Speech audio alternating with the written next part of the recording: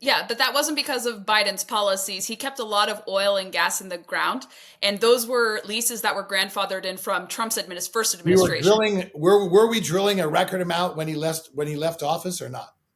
Yes, but that's because the market supply and demand dictates that. That's not because right. Biden's policies He got invited off to a that. bad start, but he recovered. I agree. Carrie, any other thoughts?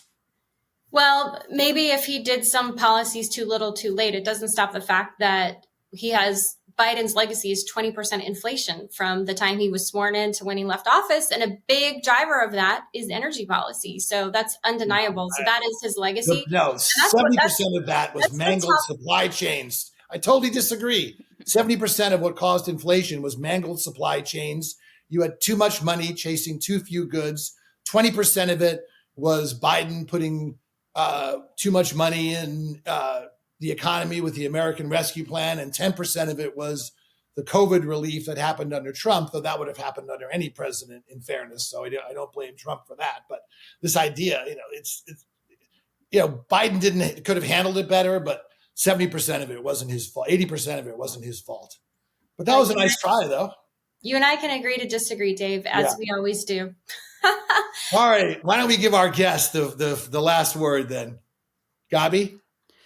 Yeah, I think everyone can agree, you want a cleaner planet. You want to make sure that things are streamlined. We may disagree about, do you need to achieve decarbonization? Is that really the goal? And I would wager that oil and gas companies are kind of foolish to usher in their demise by, moving away from products and services that benefit their bottom line. And we're actually seeing a shift of them going back to conventional, and they may even tap into something like nuclear that actually is workable and truly clean and good for the environment.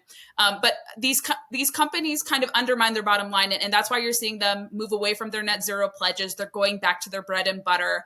And the smaller and medium-sized producers actually are who you should be looking to. I've had conversations with people who've said that these kind of upstart oil and gas companies and nuclear companies are very excited about Trump era policies with respect to energy because they think they're going to have opportunities. And some of the bigger conglomerates, I think Chevron announced that they're downsizing about 20% of their workforce. But I think smaller and medium-sized producers are much more bullish. So there is a debate over, do you listen totally to the big conglomerates? You have to kind of see what the small and medium-sized producers are doing too.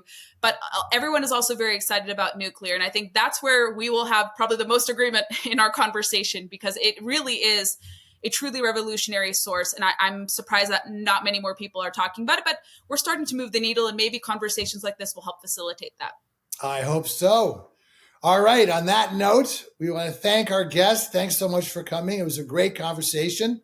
Fun debate, yeah. It is a very important topic, though I think having more MAGA people acknowledge that human activity is contributing to climate change would certainly be helpful, because from the president on down, I'm not hearing that. But I think that we are in a great position overall with energy. So on that note, thank you all for joining us again on Practically Political. It's always great to have you. I'm Dave Spencer. And I'm Carrie Sheffield. We'll catch you next time.